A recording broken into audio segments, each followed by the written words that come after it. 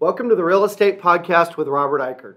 Today I have a guest from Dallas, Texas, William Lowe, Chairman, President, and CEO of Harmony Bank. And a little bit about Bill's background. He's the President and CEO of Harmony Bank for 2 months. So he's new. We'll explain that in a minute. He was with Texas Brand Bank for 15 years and 1 month as President and CEO, 2 years. He was Executive Vice President also at Texas Brand Bank, a partner at UMT Holdings before that, President of Capital Reserve Corporation before that, which was the largest residential hard money lender in Texas.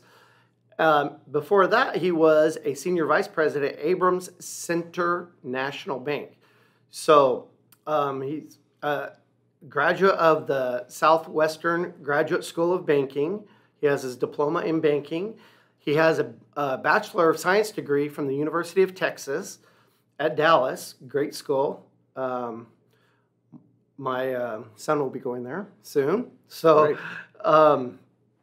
he's a certified lender, business banking, and he volunteers with the Southern Dallas Development Fund. So that's a long and distinguished career, Bill. Well, certainly long. I'm not sure quite how distinguished, but certainly long. Well, thank you for being the guest today. And thanks for having me. You're welcome. Now, this is a real estate podcast, so we try to focus mostly on real estate. But really, the guests want to know a little bit about you. That was kind of like a formal about your professional background. But can you tell us a little bit about yourself, Bill? Sure. I moved here when I was about 4 years old. My folks were from Texas, but had been transferred. Okay. I went to school here, started in elementary school here, went to school all the way up to college at UT Dallas, and then graduate banking school at SMU. Right. I've really never left. The only times I haven't lived in Dallas was I lived in Garland for a while, and I lived in Richardson for a while. So right. I'm a Dallas boy. That's good. Pretty much my whole life has been here. Pretty much my whole life has been lending money. Almost exclusively with small banks. Okay. And you mentioned earlier about that I've been with Harmony Bank 2 months. That's a little bit of a misnomer. Texas Brand and Harmony Bank merged. Okay. Back about 4 weeks ago today, actually. Right. And we adopted their name at the time of the merger. All right. So going forward, it'll be Harmony Bank. Correct. Okay. And but I was able to retain my position as Chief Executive Officer of the bank. Okay. Not a lot of difference between what we were doing as Texas Brand and what we're going to be doing as Harmony Bank. Okay. The big difference is we're now twice the size we were, and we have twice as many offices, and we have twice as large a lending limit. And I assume a bigger footprint? Much bigger footprint. Our office, Texas Brand, was only in Dallas. We have 5 offices in and around downtown, basically. Harmony Bank's offices are primarily south and east. They're in Ellis County, Henderson County, Kaufman County. All right. So we're Dallas and DFW area is experiencing tremendous growth from what I've seen. Is that what you've seen on the lending side? Absolutely. In my opinion, Dallas is the finest market in the country. Certainly, while I don't spend a lot of time traveling to other markets, I can tell you anything you read would tell you that there is no better market than Dallas. Right. Anywhere, maybe in the world, certainly in the United States. And that's not just talk either. I've reposted some articles to that effect. It's just there's some amazing things about the statistics. I do commercial leasing, and so I can't tell. Let's just say somebody's coming in for a brand new lease, on a vacant unit. Mm-hmm. I would say, I don't want to be exaggerating, but probably about 30% of the people are from California. I'm not making that up. I would think so. Yep. Probably another 10 or 15 at least from Chicago, I'm guessing. Yes. And, depending on which numbers you believe, the DFW Metroplex is growing somewhere in the range of 150,000 people a year. Put another way, we're basically adding a city the size of Frisco to the Metroplex every single year. Wow. That is amazing. Mm-hmm. And so there's been a lot going on in the news. Banks have been first and foremost in the news and at the top of everybody's minds. So can you tell us a little bit about what's going on with the banking industry? And I know we've just been through a banking crisis with Silicon Valley banks. And Sure. Well, everything in banking was very, very stable, as you know, from about 2014 through 2020 or so. Then the pandemic hit. The federal government, Federal Reserve, essentially flooded the economy with trillions of dollars. And all the banks, as a consequence, just basically pumped up, blew up, built up, whatever term you want to use, with money.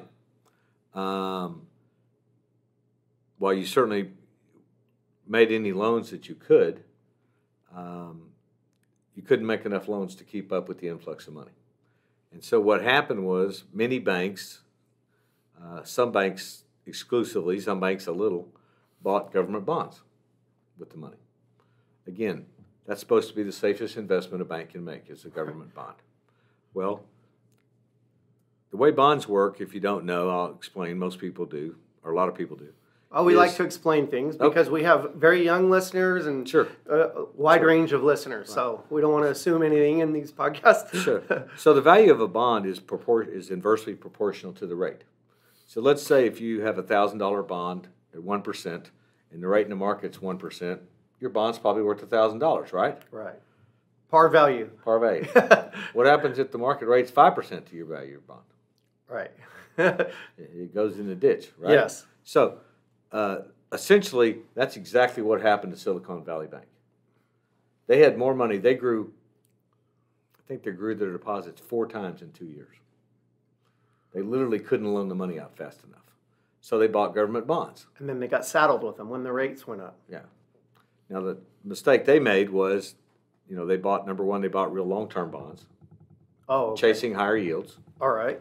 And number two, they didn't put on any kind of a hedge or anything to protect themselves in the case interest rates rose real rapidly. Right.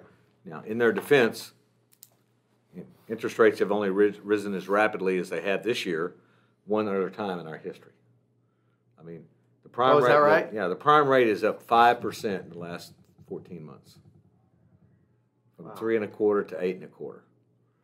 And of course, say that one more time. Yeah, the prime rate is up 5%. How much? In the last 14 months. That is a shocker when you say it that way. It is. The only time that ever happened was back in like 1980 when they were trying to break inflation the last time. Yeah. And the prime rate got all the way up to 21. Right. My dad talked about those days. But so what's happened is that's had tremendous effect. It wiped out the value or hammered the value of a lot of bonds, which many banks were holding. And it's also had a tremendous impact on your industry, the real estate industry. Right. Because, you have a project, and if it works just fine at 4.25% borrowing, it might not work so fine at 8.25% or 10.25% borrowing. Right. The numbers may not pan out. Exactly.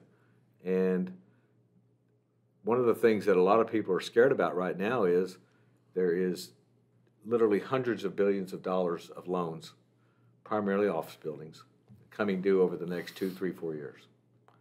And these loans were written at 2.5%, 3.5%.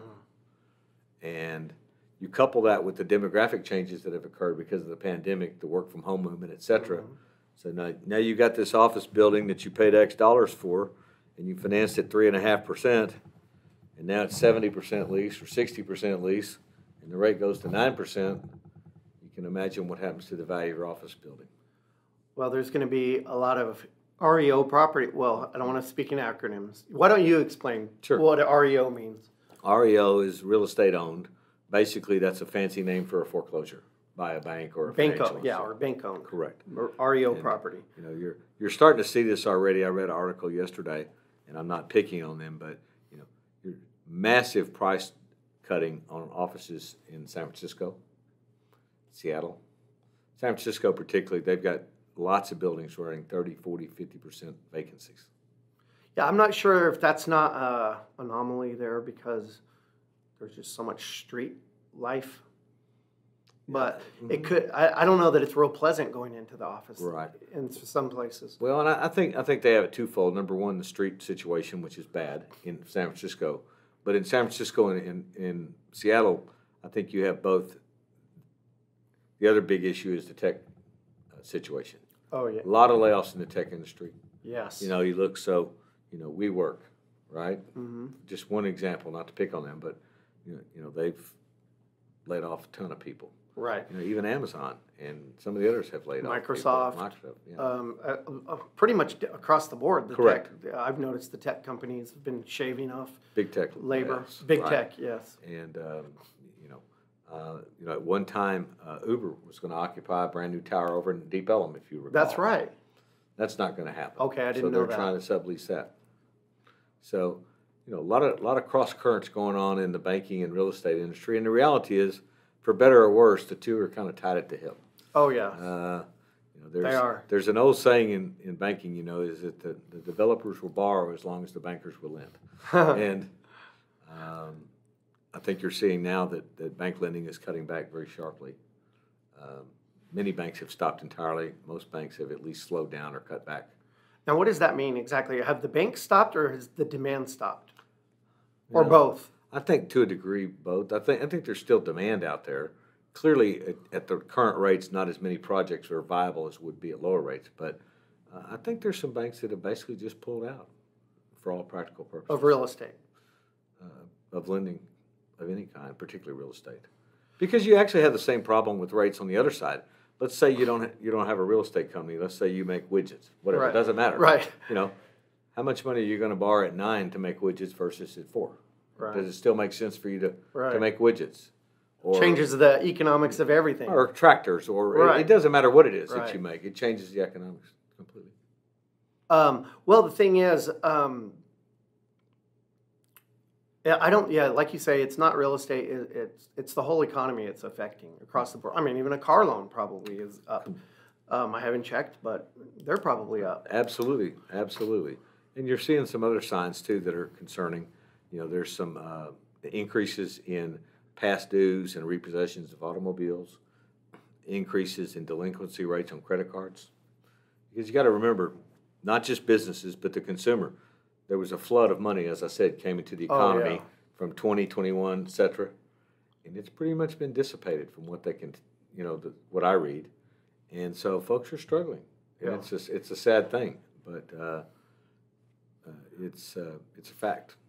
Well, this is an international real estate podcast, but like you were saying before, being in Dallas, Texas is not a bad place to be during bad times. It's the best time. It's the best place I could imagine. And as long as we continue to have the influx of people that we're having, I think. And it's not just people; it's businesses, and corporations. Of course, they kind of come hand in hand. But right. For example, everybody 2, 3, 4, 5 years ago would have predicted that apartments were being overbuilt in Dallas, right? Right.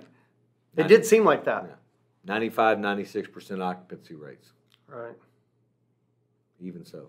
That's as much as you can expect. Well, they're building 3, 4, 5,000 houses in Dallas a year, maybe 10.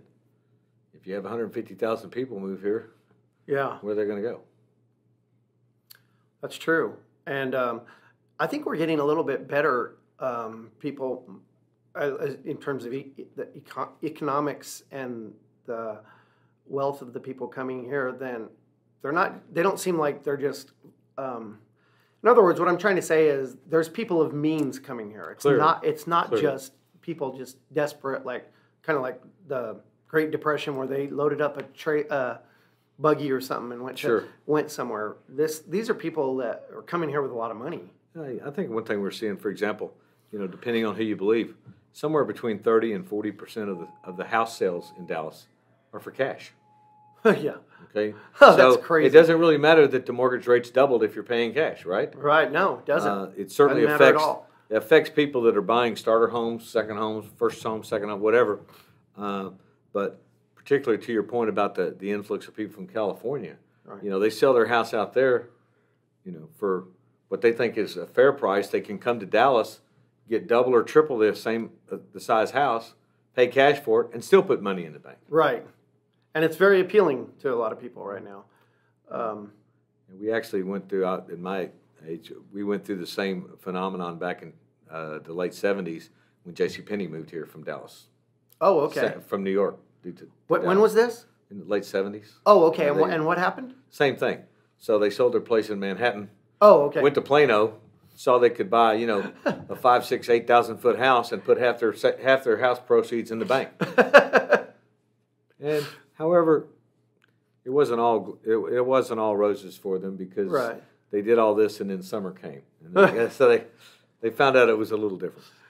It gets a little warm here in the summer, doesn't Absolutely. it? Absolutely. Particularly if you're from New York. Well, the interest rates and we have a lot of people don't realize this, but we have more high tech than Austin, Texas, in Dallas, and but I assume that's affecting us in a certain way too because of the high tech. I would think so. Cuts. I mean, we don't do a lot of high tech lending, so I'm probably not an expert. Okay. For your show, I guess it's good. Most of what we do is real estate based lending. So, well, let's talk about that for a minute. What percent of your loan portfolio is like? Can you tell me like commercial, residential? Yeah, sure. Well, we're almost exclusively a commercial bank. Okay. We have very little residential. Now, with our merger, that's going to change. Oh, okay. Because Harmony Bank has a very big home mortgage department. Oh, okay. We did not. So that's a product that we'll be offering. All right. Well, that's good. Conversely, they were not active in the commercial real estate market, and so we can help with that. Oh, okay. I see where you guys have the synergy going on there. Correct. But we're probably about 75% real estate lending, and about 25%, call it regular banking. Right. Accounts receivable, inventory, equipment, et cetera, et cetera. Okay, so you're all business. All business. All right. Well, that's good. Now, in terms of the businesses around here, I haven't noticed. I mean, we do have a lot of high tech. We have a lot of stuff here in DFW, but I haven't noticed a lot of layoffs or unemployment. In fact, I've noticed the opposite. I've noticed help wanted signs in a lot of places. Yeah, a lot of places I think you find that there's not enough workers. As a matter of fact, if you go to restaurants, very often you'll see that many of them have cut their hours back. Yes. Or have cut back. Maybe they close one day a week, or maybe they're now only open for dinner or what. I've seen signs that said, "Sorry, have to close early. Not enough help." Right. And that's a challenge. Well, I talked to a restaurant tenant one time, and I said, you guys would make a great breakfast here. Why don't you utilize your space more? And he says, I don't have the staff to do that. He says, I can't staff a breakfast. Well, it's a surprising fact. People are astounded. Dallas, Texas has more restaurants per capita or per person than any other city in the United States. I don't know why that is. I believe it. I don't know why that is. I think I read there's like 17,000 in just Dallas, or I don't know. Yeah, something like that. Yeah. It's just ridiculous numbers. Yeah, and yet there's almost always a wait. Oh, yeah. And there's always a choice, though, too. That's one of the good things. Certainly. I know you're not the CEO of the Chamber of Commerce, but it doesn't hurt to promote the good things about Dallas. There are a lot of good things, a lot of good bars and restaurants and entertainment and sports. And I think we're moving rapidly up the culture curve, too. That was not a big thing here for a long time, but that's coming. Lots of changes in Dallas. 20 years ago, I think 300 people lived in downtown Dallas. Now it's like 15,000. Wow. That's a big change.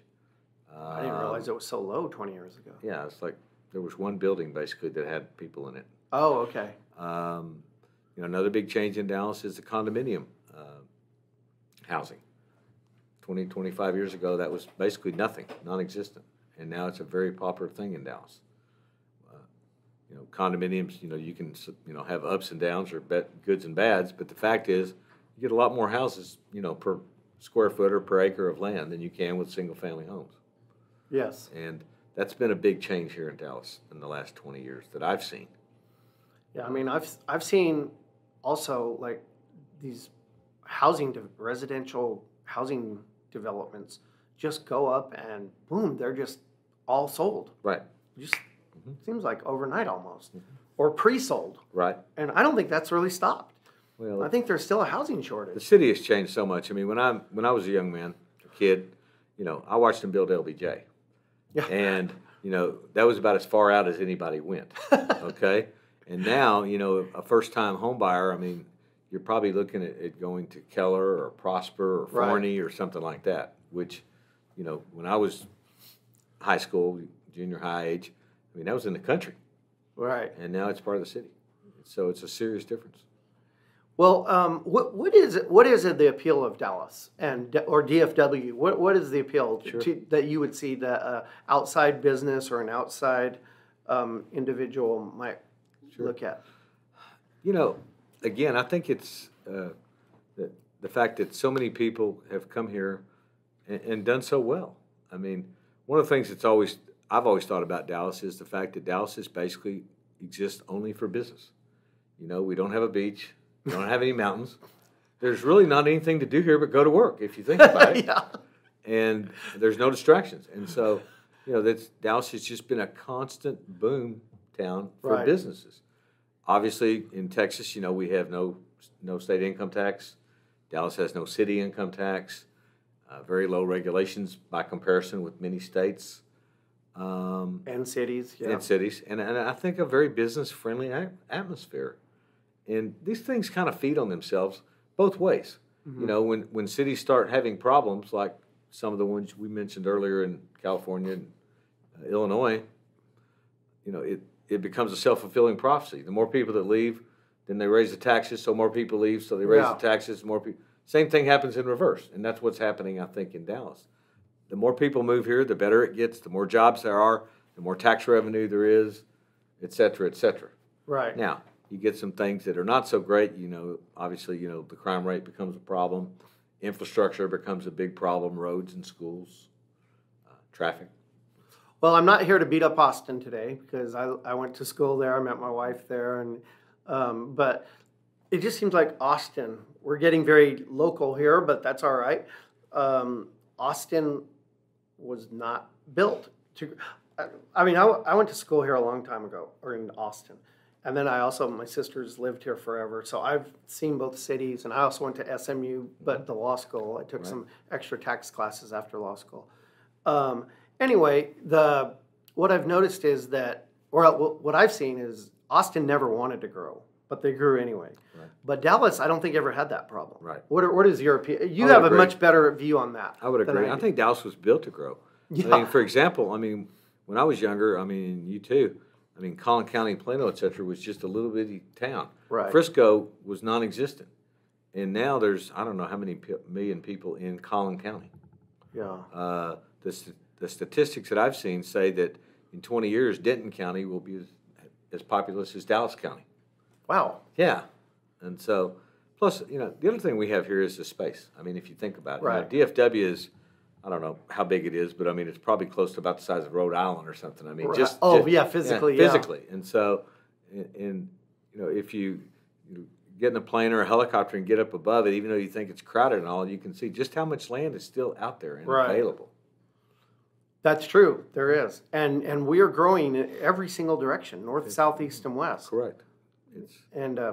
But there are lakes. There are some. It is pretty around here, and the trees are pretty, and I like the lakes, and we have a lot of lakes here. Seems like to me. Yeah. Some good for fishing, some more for water sports and whatnot like that.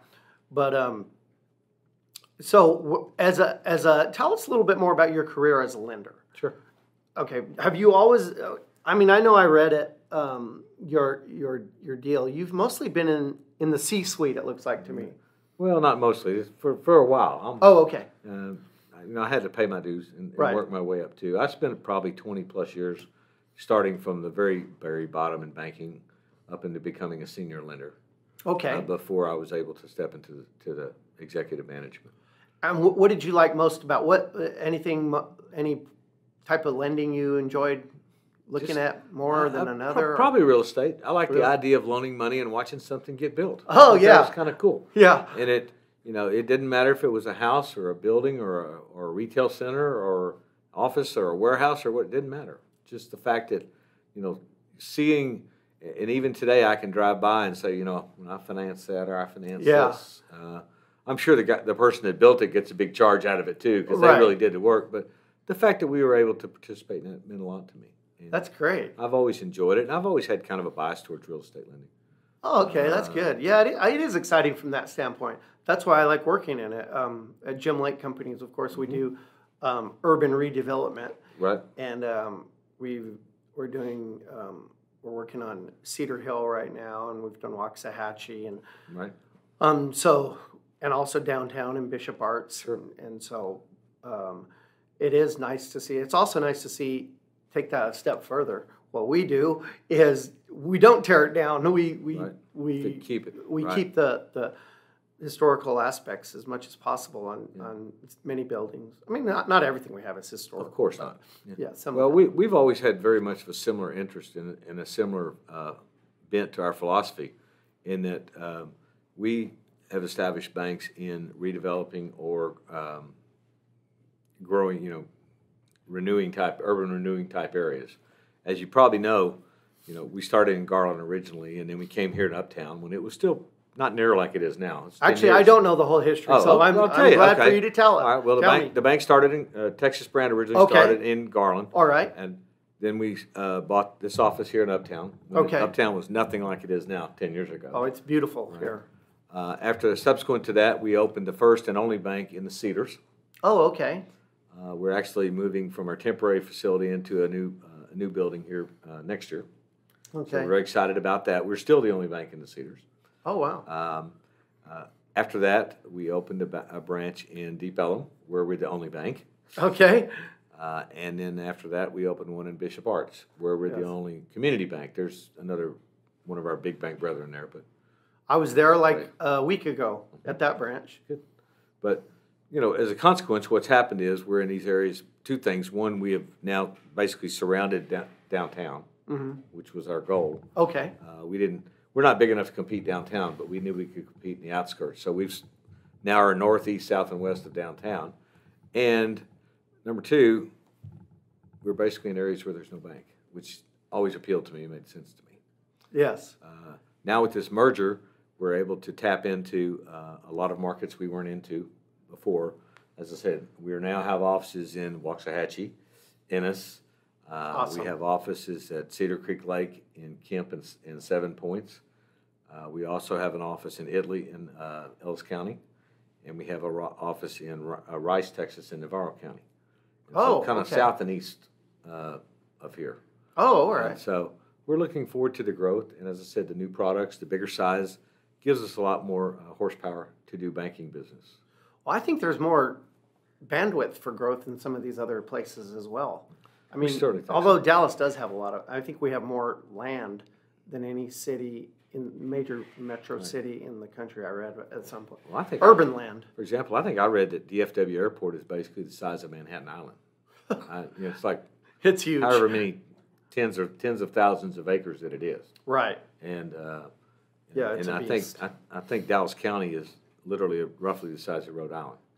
So. Well, I mean, I don't even feel like we live in a city. I feel like we live in North Texas when you really want to talk about it. That's kind of a different way to talk about it, but it really is. I mean, if you keep going north, you don't run out of city until you hit Oklahoma. I mean, there doesn't seem much blank land between DFW and Oklahoma now. When I went to UT Dallas, I remember it was interesting because I was out there, and of course during the winter, there was basically nothing from there, from there all the way north as far as you could go. Okay, and it was in Richardson still, right? Yeah, okay. And there was nothing, and wow, it was one of the coldest places I ever remember actually in the wintertime. But now it's just pure city. Yeah, it just keeps going and going and going and going, and they keep pushing further and further and further and further. Right. I guess 380 used to just be a little country road. Now it's a major, urban loop. Yes. Well, so the banking crisis, a lot of people don't understand that. Some people got really scared, started taking money out of the bank even. Right. I know that that's a fact, that people were doing that. And then other people would say, I heard so many opinions. I heard different opinions on news shows and whatnot. Some would say, well, it's very contained. Then the feds jumped in and stopped and bailed out. But I guess what my question is are we done seeing these huge banks fail? Do you think, or do you? What do you? Yeah, I think so. I mean, I think that obviously banks are very much tied to the economy, and if the economy takes a turn for the south, I think you could see some more banks struggle. Right. But the three banks that failed, Silicon Valley, First Republic, and Silvergate, I think, were each very separate situations, very specialized. Okay. And it's only been 3 so far. It's only 3, yeah. Silicon Valley specialized in tech industries. Right. And when the first tech person said, hey, I'm worried, let's take our money out, then they all did. Oh, yeah. Okay.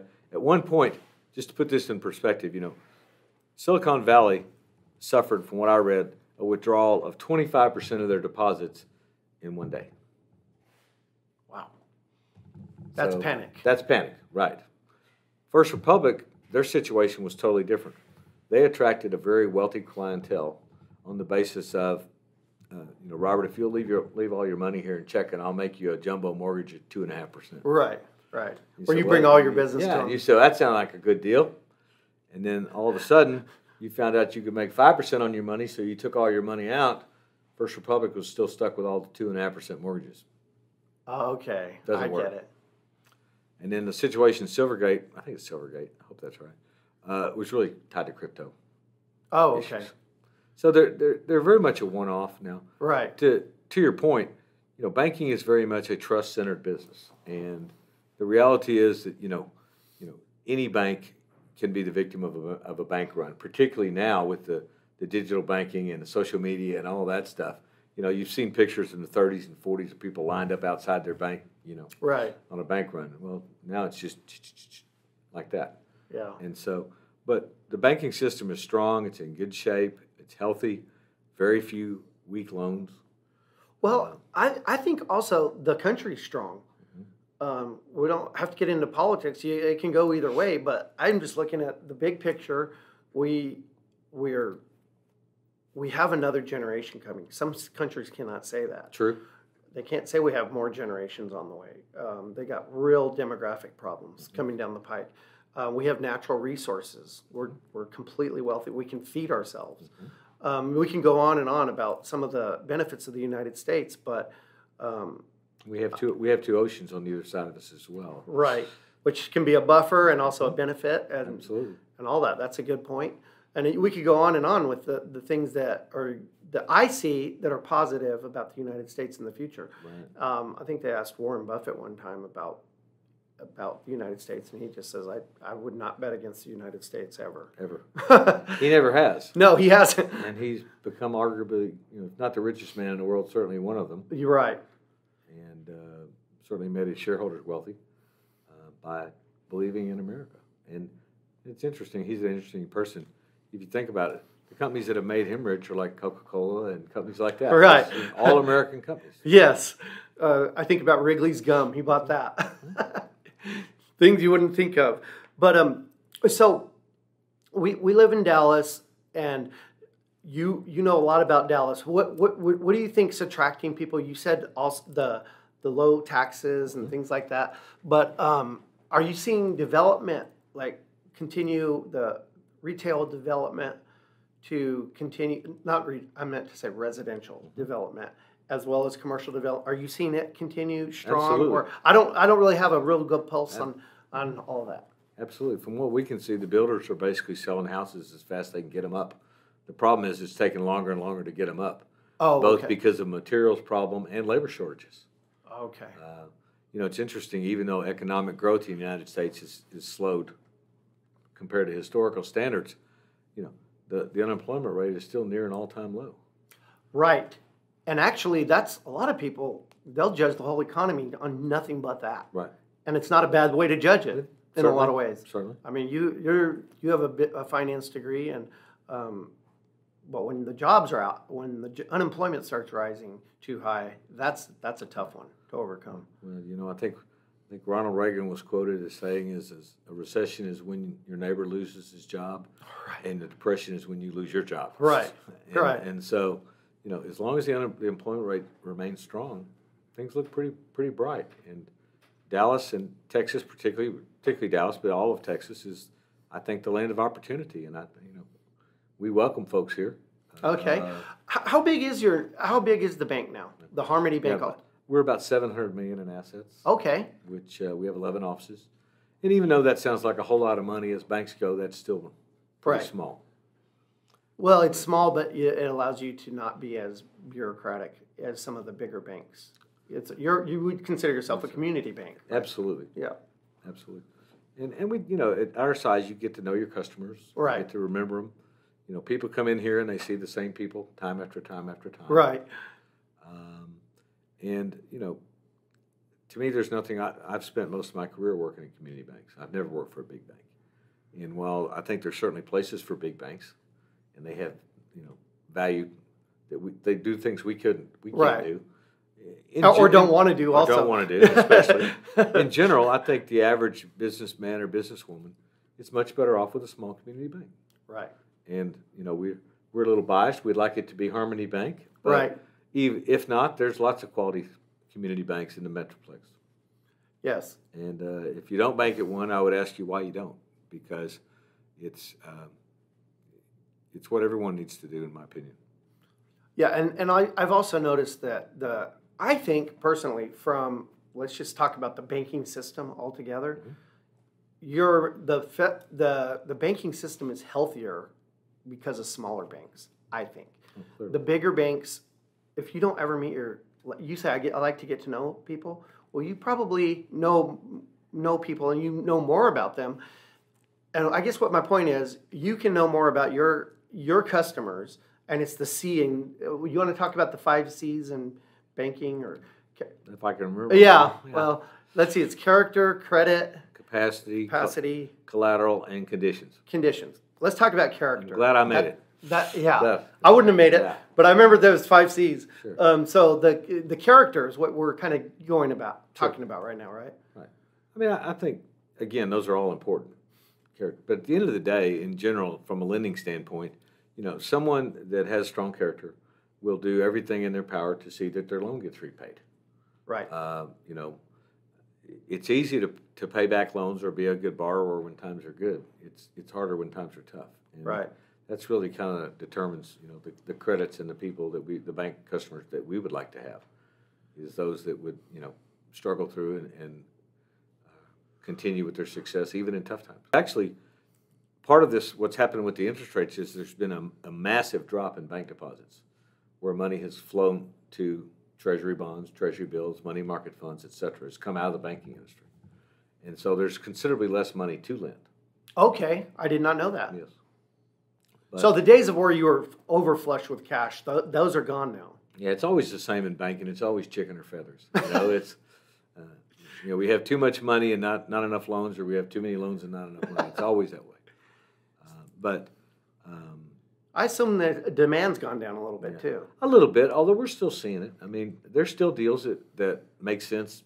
They pencil out even at today's rates. Right. And we're still looking at them real hard. Now, might you need a little more equity or a little more collateral or et cetera? Sure. Right. Absolutely. But is this coming from a bank? You're being conservative, or are the regulators being more conservative? I think it's banks. I mean, I'm not going to make any regulatory comments. Okay. Yeah, okay. Today, the regulators have a job to do, and they do it very well. Yeah. That's what I'll just say. Okay.